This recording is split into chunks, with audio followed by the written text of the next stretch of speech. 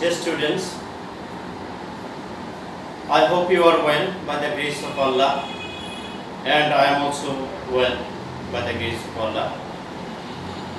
Dear students, you know very well that coronavirus has already affected in our country, and especially you know that not only in our country but also in the world. And in this COVID-19 coronavirus, government has taken a positive steps to enjoy the different type of class. That's why government has taken special steps to keep busy to the students in their studies. For that reason, online class is important for you. Before starting my lesson, I have to introduce myself. I am a lecturer in Department of English,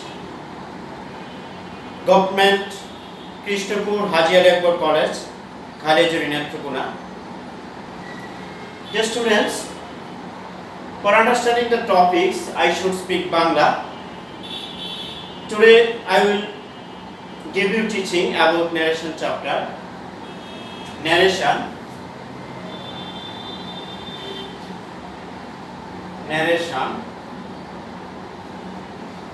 You know very well that it is important for you, and it is important for all classes, I think. But in the SSC level, it is most important because it contains 5 marks for English second part. So for understanding better, I should speak in Bangla with you. Narration. Narration means ukti. Narration, there are two kinds of narration, you know very well that. One is direct narration. Direct narration.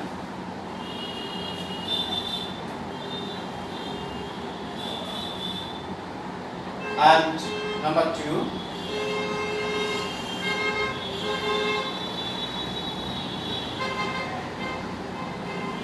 indirect narration. Indirect narration.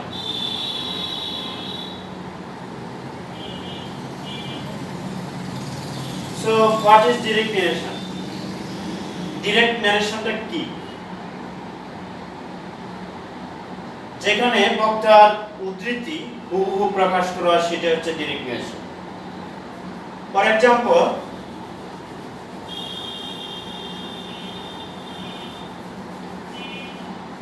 he says,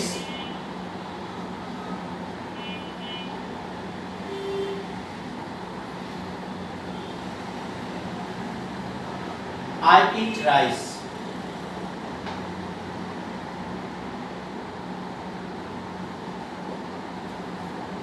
এই সেন্টেন্সটিতে আমরা দেখতে পাচ্ছি দুইটা অংশ আছে, একটা আছে he says আর একটা আছে I eat rice. এই দুটো অংশে দুটো নাম আছে। he says এইটুকুকে বলা হয় repeating verb. I eat rice এই অংশটুকুকে বলা হয় repeated speech.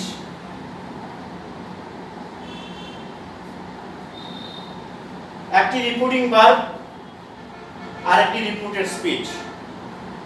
তোমাদের মনে রাখতে হবে repeated speechটি ইনভার্টেড কমার ভিতরে আবদ্ধ থাকে, আর রিপিটিং ভার্বটি ইনভার্টেড কমার বাহিরে প্রথমে থাকতে পারে, শেষেও থাকতে পারে। সুতরাং আমরা যে বিষয়টা বুঝেছি সেটা হচ্ছে ইনভার্টেড কমার ভিতরে যেটি সেটি হচ্ছে রিপিটেড স্পিচ, আর ইনভার্টেড কমার বাইরে যেটি সেটি হচ্ছে রিপিটিং ভার্ব। এখন এই সেন্টেন্সটি কে আমরা যদি ইনডিরেক্ট করতে চাই তাহলে আমরা কিভাবে করব? রিপিটিং ভার্বটা অবিকল লিখতে হবে, চেঞ্জ হচ্ছে না, কারণ এখানে রিপিটেড স্পিচটি আই ট্রাইস, আমি ভাত খাই, এটি অ্যাসার্টিভ সেন্টেন্স। যদি রিপিটেড স্পিচটি অ্যাসার্টিভ সেন্টেন্স হয়, রিপিটিং ভার্বের পরে দ্যাট বসে, আর ইনভার্টেড কমা উঠে যাবে। স্বাভাবিকভাবে আমরা রিপিটিং ভার্বের পরে যখন দ্যাট ব্যবহার করছি তখন ইনভার্টেড কমা থাকবে না। তবে দ্যাট ব্যবহার করার জন্য যে বিষয়টি আমাদের লক্ষ্য রাখতে হবে, দ্যাট কেন বসলো রিপিটিং ভার্বের পরে? রিপিটিং ভার্বের পরে দ্যাট বসছে শুধুমাত্র রিপিটেড স্পিচে সেন্টেন্সটি অ্যাসার্টিভ থাকায়। তারপর আমাদের যেটা লক্ষ্য রাখতে হবে, রিপিটেড স্পিচের পার্সন রিপিটিং ভার্বের পার্সন অনুযায়ী পরিবর্তন। যদি রিপিটেড স্পিচের সাবজেক্টটি ফার্স্ট পারসন হয় তাহলে রিপিটিং ভার্বের সাবজেক্টকে অনুসরণ করতে হবে। হি সেজ, সে বলে, আই ট্রাইস, আমি ভাত খাই। এই আমিটা কে? সে বলে আমি ভাত খাই, এই আমিটা হচ্ছে সে, এই আইটা হচ্ছে হি। তাহলে কি হলো? আই পরিবর্তিত হয়ে হি। হি সেজ দ্যাট হি। তারপর আরেকটা বিষয় ফলো করতে হবে, রিপিটিং ভার্বটা যদি প্রেজেন্ট টেন্স বা ফিউচার টেন্স হয়, রিপিটেড স্পিচটা টেন্সের কোনো পরিবর্তন হবে না। যেমন এখানে দেখতে পাচ্ছি হি সেজ, এই রিপিটিং ভার্বটি প্রেজেন্ট ইনডিফিনিট টেন্স, কেননা সাবজেক্টের পরে ভার্বের প্রেজেন্ট ফর্ম বসছে এবং সেই ভার্বটির সাথে এস আছে। We know very well that if we get subject plus verb with s or es, so it will be the present indefinite tense. He says, এই রিপিটিং ভার্ব এই অংশটুকু প্রেজেন্ট ইনডিফিনিট টেন্স থাকায় repeated স্পিচের person পরিবর্তন হওয়ার পরে টেন্সের কোনো পরিবর্তন ঘটবে না। আমরা দেখতে পাচ্ছি I thrice.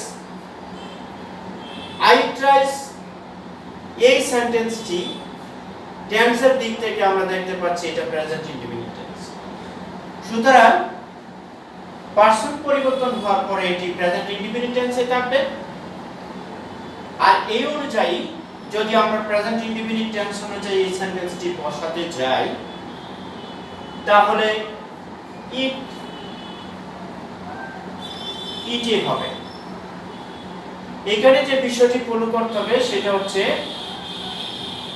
He subject in third person এবং সিঙ্গুলার নাম্বার, যার জন্য প্রেজেন্ট ইনডিফিনিট টেন্স অনুযায়ী according to the rules of present indefinite ভার্বের সাথে এস বাই এস হবে, এই x.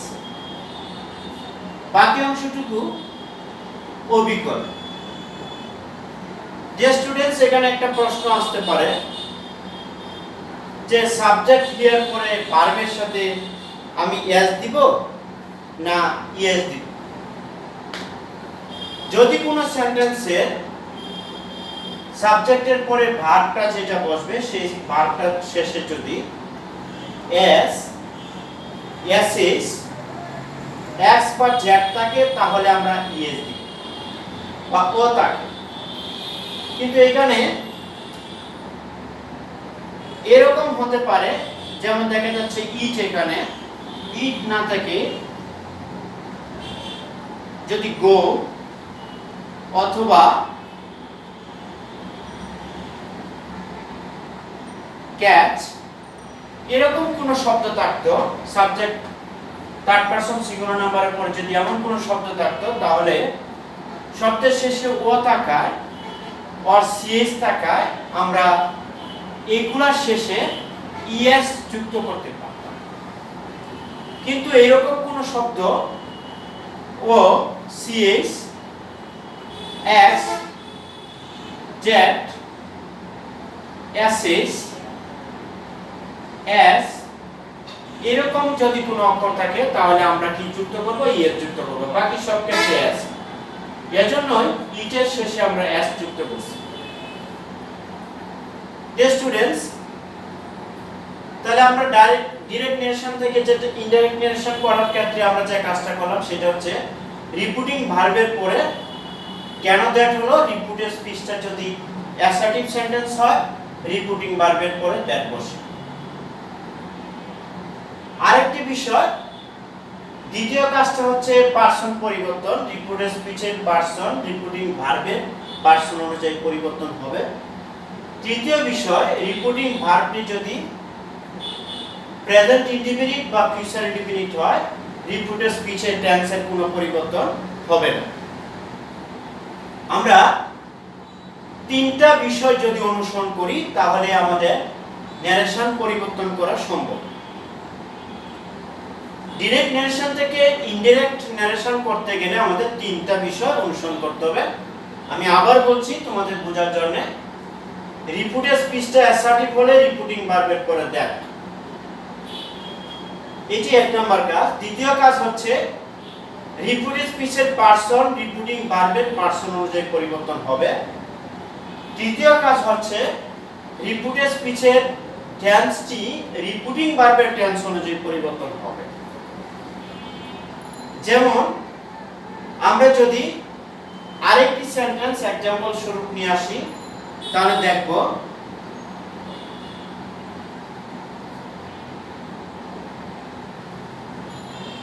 Himu will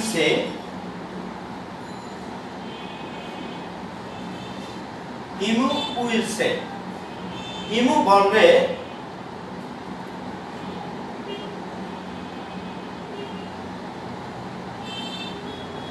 I am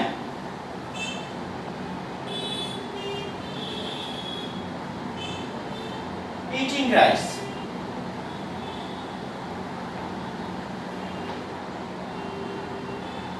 Himu will say I am eating rice. যদি এমন একটি সেন্টেন্স থাকে তাহলেও হিমু উইল সে। এখন রিপিটিং ভার্বটার পরে আমরা কি দিব? আমাদের দেখতে হবে রিপিটেড স্পিচটা কোন সেন্টেন্সে আছে। রিপিটেড স্পিচটা আই এম ইটিং রাইস এটা অ্যাসার্টিভ সেন্টেন্সে আছে। সুতরাং রিপিটিং ভার্বের পরে আমাদের দিতে হবে দ্যাট। তারপর যে কাজটা করতে হবে আমাদের, সাবজেক্টটি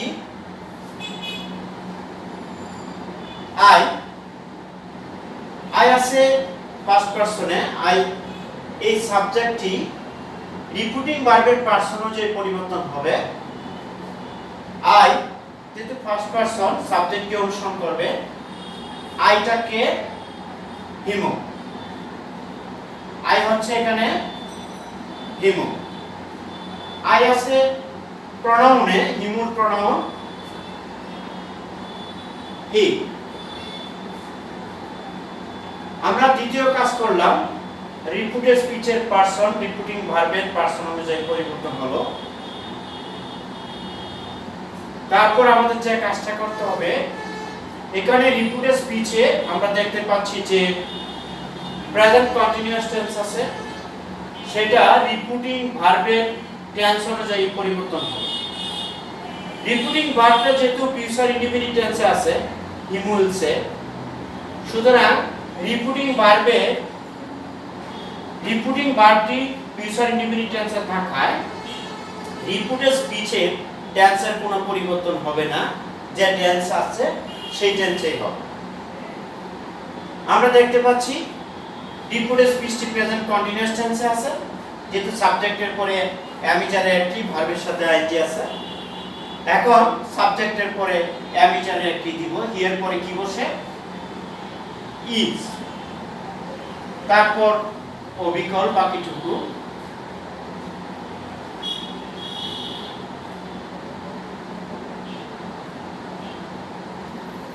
এখানে দেখতে পাচ্ছি দুটো সেন্টেন্সে আমরা একটা বিষয় লক্ষ্য করেছি যে রিপুটিং ভার্বটা প্রেজেন্ট টেন্স অথবা ফিউচার টেন্স থাকায় রিপুটেড স্পিচের টেন্সের কোনো পরিবর্তন হয়নি। আমরা দুটোতে দেখেছি রিপুটেড স্পিচটি অ্যাসার্টিভ থাকায় রিপুটিং ভার্বের পরে দ্যাট বসেছে, তারপর রিপুটেড স্পিচের পারসন রিপুটিং ভার্বের পারসন অনুযায়ী পরিবর্তন হয়েছে। রিপুটিং ভার্ব প্রেজেন্ট টেন্স বা ফিউচার টেন্স থাকায় দুটোরই টেন্স অবিকল রয়েছে, আগেরটি রয়েছে। আমি মনে করি তোমরা এই দুটো সেন্টেন্সে ভালো করে বুঝেছো।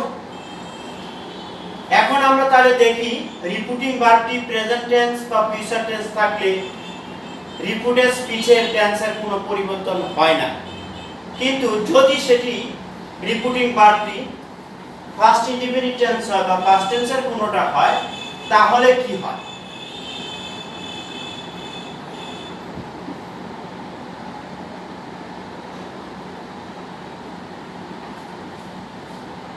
তোমরা সকলে, আমি মনে করি তোমরা সকলে খাতা কলম কাছে রেখেছো এবং খাতায় লিখো, এটা লিখে প্র্যাকটিস করো।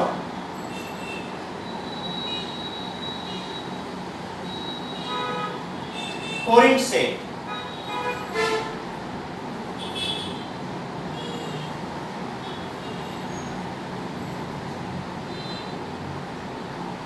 I played football.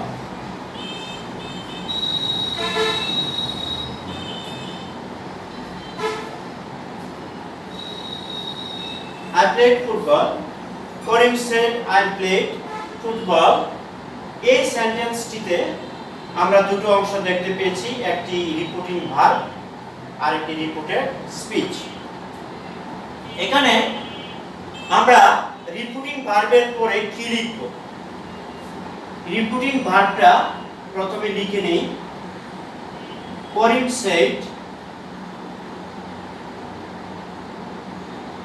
আমি দ্যাট লিখে ফেলেছি কেননা রিপুটেড স্পিচটি এখানে অ্যাসার্টিভ সেন্টেন্স, সেই জন্য দ্যাট হবে। আমরা সব সময় রিপুটিং ভার্বটা লেখার পরে ভাববো যে রিপুটেড স্পিচটা কোন সেন্টেন্স আছে সেটার উপর নির্ভর করবে কি লিখতে হবে। যদি সেটা অ্যাসার্টিভ হয় তাহলে রিপুটিং ভার্বটা সেড অথবা টোল্ড যা আছে তাই লেখা যায়, সেড থাকলে সেড লেখা যায় অথবা টোল্ডও লেখা যায়, তারপর ইনভার্টেড কমা উঠানোর পরে দ্যাট বসে যদি রিপুটেড স্পিচটা অ্যাসার্টিভ সেন্টেন্স হয়।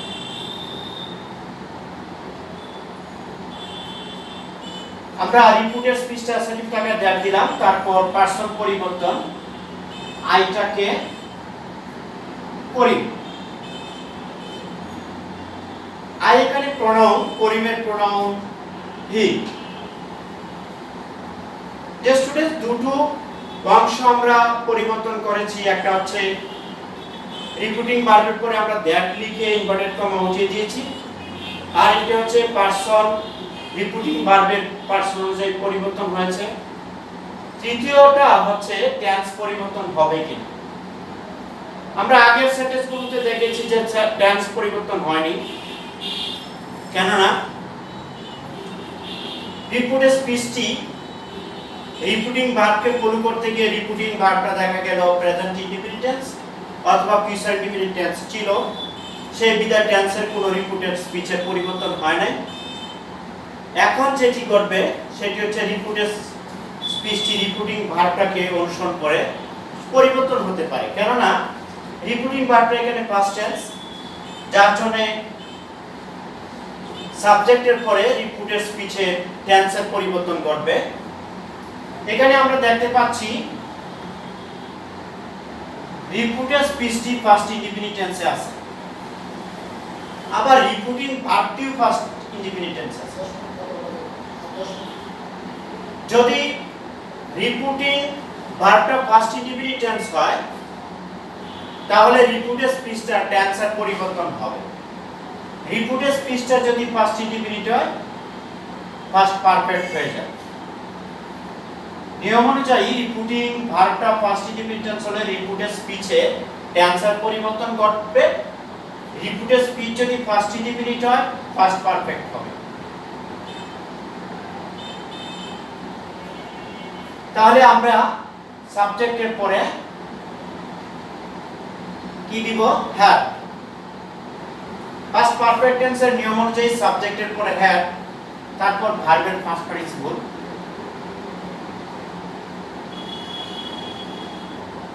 তারপরে বাকি অংশটুকু অবিকল।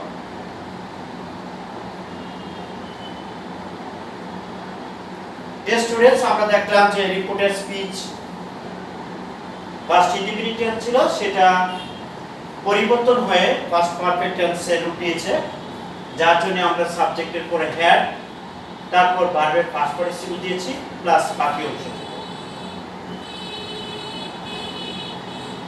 তাহলে আজকে আমরা ন্যারেশনের যে অংশটুকু বুঝলাম সেই অংশটুকু তোমরা প্র্যাকটিস করবে, বাকি অংশটুকু আগামী দিন আমি ক্লাসটা নিব। আর তোমরা বাসা থেকে পড়াশোনা করবে এবং নিজেদের প্রতি খেয়াল রাখবে, সচেতন থাকবে, দূরত্ব বজায় রাখবে। আশা করছি তোমরা এই কথাগুলো সুন্দর করে মনে রাখবে। আর স্টুডেন্টস, কখনোই হতাশ হওয়া যাবে না। আমাদের স্টাডিতে ঠিক মতো স্টাডিতে আমাদের নিজেকে নিয়োজিত রাখতে হবে এবং ভালো ফলাফল করার পথে আমাদের করতে হবে।